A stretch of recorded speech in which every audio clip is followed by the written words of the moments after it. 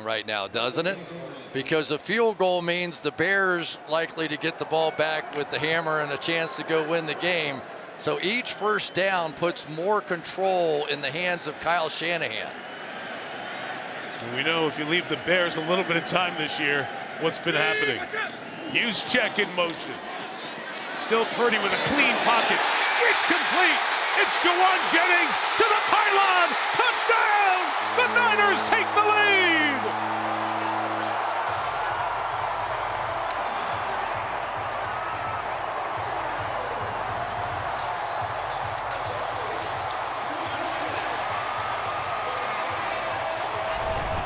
There it is, Mike.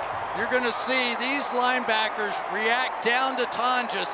Here's the dig I was talking about. They react up to that underneath route. It was a Tampa 2. The linebacker that time, Edwards, reacted up, left the hole that he was supposed to have covered in the middle of that defense, and there it goes. Unbelievable. Kyle Shanahan saw it. He saw exactly what I saw, which is those linebackers now are trying to take away the little stuff. We're going to get them with the big stuff.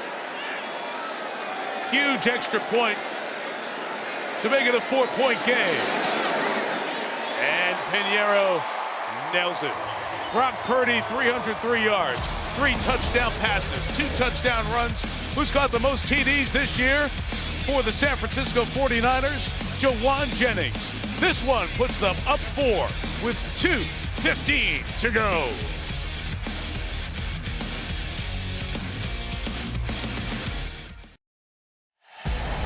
What a great night here in Santa Clara. Our SNF storylines. Caleb Williams, 281 yards, 2 touchdowns for the Bears. One to retake the lead earlier. Christian McCaffrey, the league leader in yards from scrimmage with 181 and a touchdown. Luther Burden has stepped up tonight. The rookie has a 119-yard, 1 touchdown game. Brock Purdy for the 2nd consecutive game, 5 total touchdowns. He threw 5 against Indy. Tonight it's throwing 3, running 2. The latest giving San Francisco a 4-point lead. 2:15 to go. The faithful are rocking Levi's, but they know that guy has done it. Over this year, the Bears have come back 6 times in the 4th quarter. And with 2:15 left, the folks who write the script have done it again. The Bears are getting the ball down 4 with around 2 to go. What will the field position be? Pinheiro kicking to the end zone. The Bears drive will start at the 35. It's happened against the Raiders and the Commanders. It's happened in Cincinnati and then against the Giants at Soldier Field. It's happened in Minneapolis and last week on a Saturday night. If you were watching, you know exactly what you were doing, watching the improbable comeback for the Bears, who were down 10 with 5+ to go. Field goal, onside kick, touchdown, overtime winner. Can they do it again? Here we go. Remember, the 49ers really struggle trying to rush the passer. Fewest sacks in the league. None tonight. It begins with a DeAndre Swift run for 5 to the 40-yard line. That will take us to the 2-minute warning.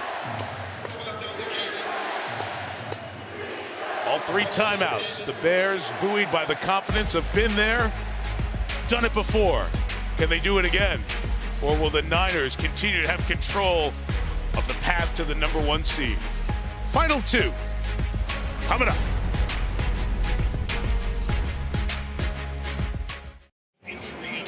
Coming up, it's the Chevrolet postgame. We will have the schedule for Week 18. We don't have it, so we're dying to see it. Melissa will talk to the stars of the game, the top storylines from Week 17, and we'll look ahead to the finale, Game 272 next week on Sunday Night Football. So here we go, final 2 minutes in Santa Clara. Teams battling to get right back on this field in 6 weeks for the Super Bowl, trying to do it from their home stadiums, trying to get that #1 seed. Chris, how much confidence do the Bears bring out to the field knowing they've done this 6 times this year? Honestly, I think they'd rather be in their position than the 49ers position right now. Really? I really do. It's the way the game's gone. Why would you not? Plus, you've got 4 downs in every situation. Full complement of timeouts. DeAndre Swift is the back. Bethune gets his lineman properly aligned. Caleb Williams back. Has to throw it towards Swift, incomplete. It'll bring up 3rd and 5. There's a flag in the secondary on the far side of the field. Prior to the pass, holding, defense number 26. This is a 5-yard penalty that includes an automatic first down. So it's on Chase Lucas, will bring the ball to the 45-yard line.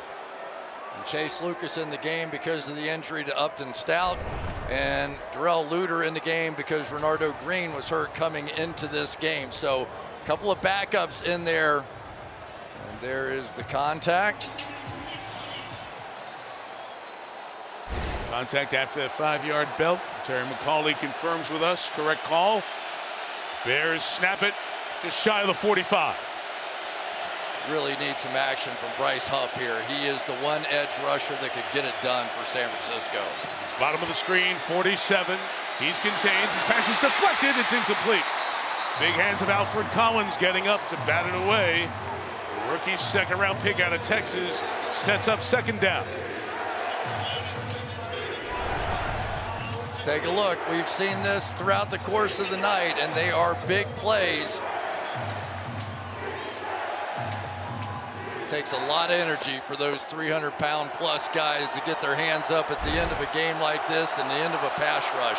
Luther Burden, 119 yards on the sideline at the moment. 2 tight ends in the game for Chicago. 2nd and 10. Niners stick with the 4-man rush. As Williams goes to DeAndre Swift, turns it upfield. He's 3 shy of the first down at the 48-yard line. Clock spins, final 100 seconds. 3rd, and they'll call it 4 for the Bears.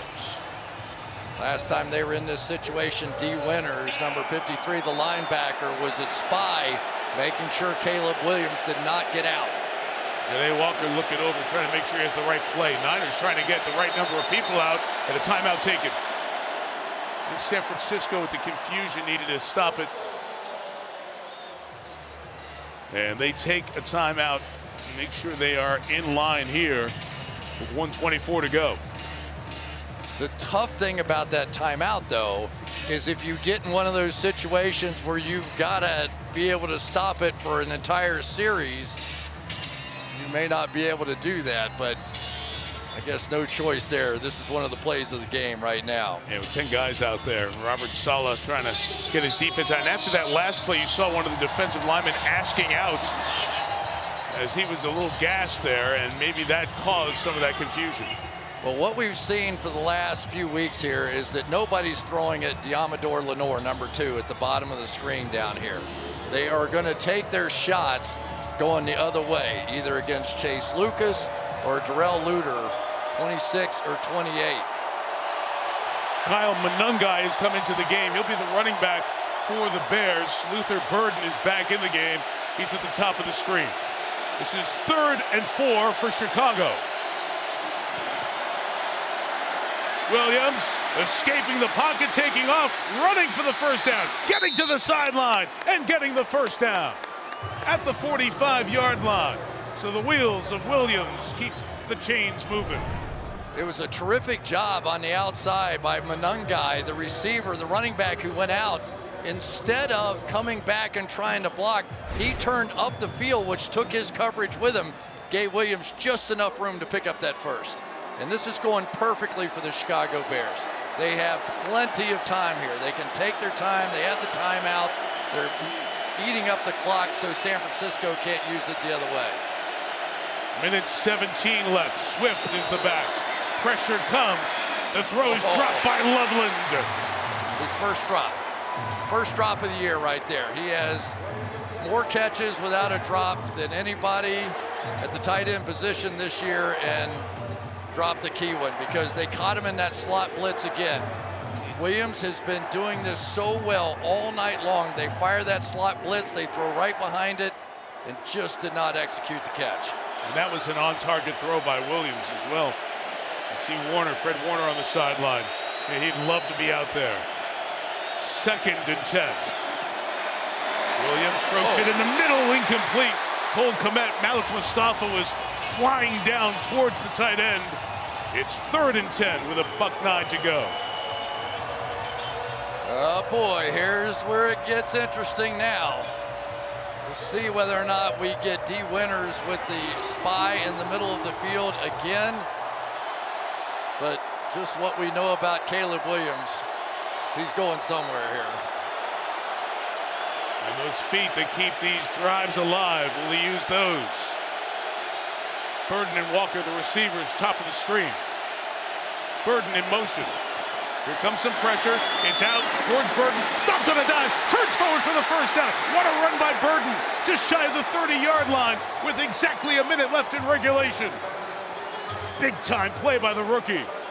They're going quick. I'm not so sure I wouldn't have burned one of my timeouts right there. Eating up a lot of clock here, just trying to walk up to the line of scrimmage. 45 seconds left in regulation. Williams throws it. It is caught by Burden, 26-yard line. Ben Johnson, timeout, 39 seconds to go. The Bears have it at the 26, down 4. This is why Luther Burden was my favorite receiver coming out, because his ability to create after the catch. Just get the ball in his hand short of the first down marker and let him go to work. He did it in college. He's been doing it in the NFL, and I feel like people have missed it. I really do. And I started digging into some of the numbers and the statistics, and they say that he is in the top 5 of all receivers in production when he's on the field. You can see it. Had him in motion there. 8 catches on his 8 targets are 138 yards. Devin Duvernay's just come in the game in place of Jade Walker. A little more experience on the field, although Duvernay's only caught 2 balls this year. More of a kick returner. Clock adjusted to 40 seconds remaining in regulation. 2nd and 5. Bears trying to do it again. Here comes the pressure. Williams going to try to run away from it. He throws on the run, incomplete. A bounce to Duvernay. So they bring the pressure. He does a great job getting out of it. And yes, he's fading away from this, but it is a wide open throw again. Going to be right in this area. You'll see all the pressure. He gets away. He's fading away from it. But there is a wide open wide receiver that's at least number 3 in this game that he has completely missed. I mean, like by a lot. And knowing Duvernay's speed, he might end up scoring on that play. 3rd and 5. 36 seconds remaining. Niners crowding the line. Here they come. The throw again to Burden. Can't pull it in. They brought him in motion again. Chase Lucas makes the play. It's 4th down.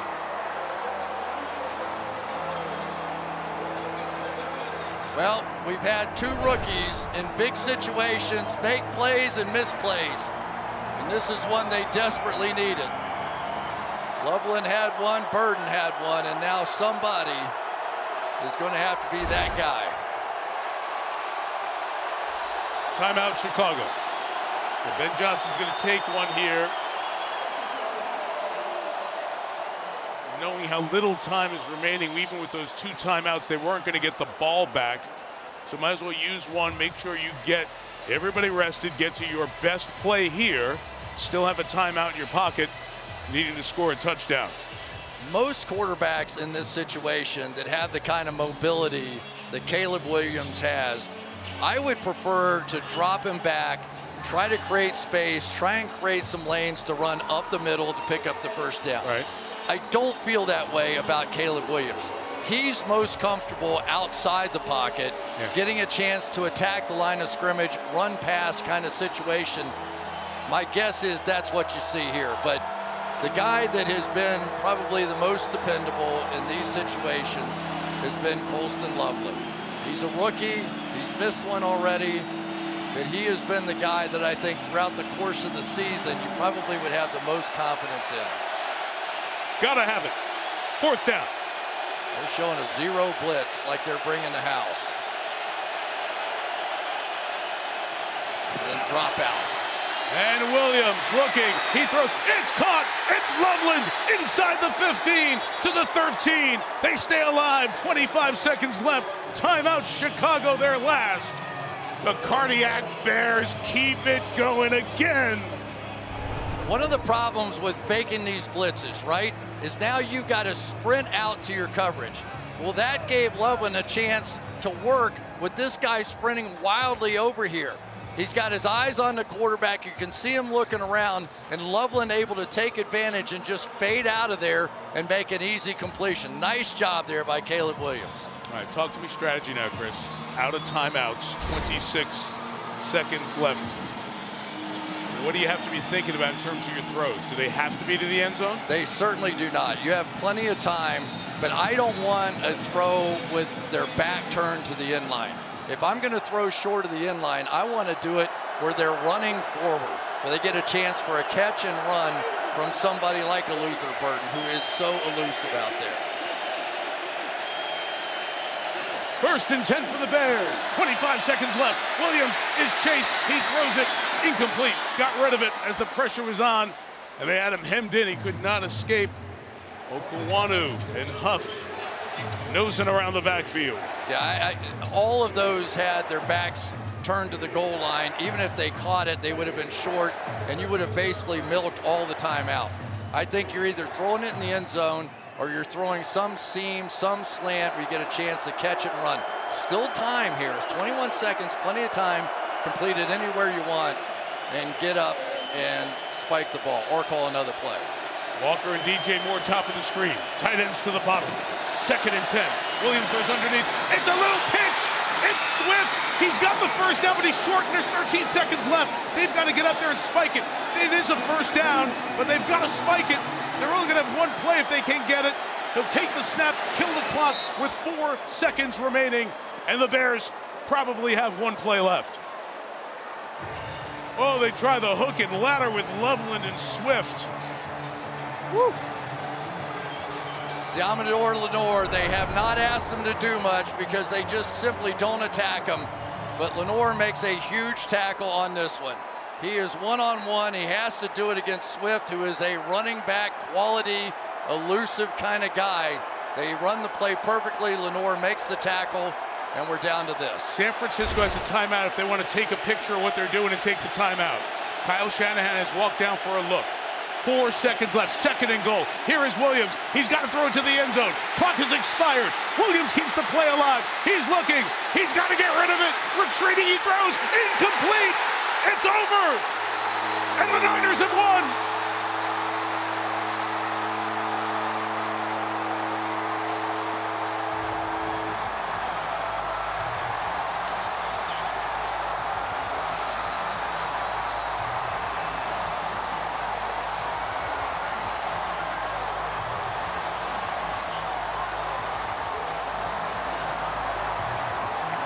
Burton injured in the end zone.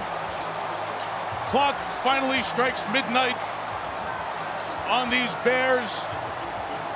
Kyle Shanahan and the 49ers win here next Sunday against Seattle. And the road to the Super Bowl in the NFC comes through the place where they'll play the Super Bowl.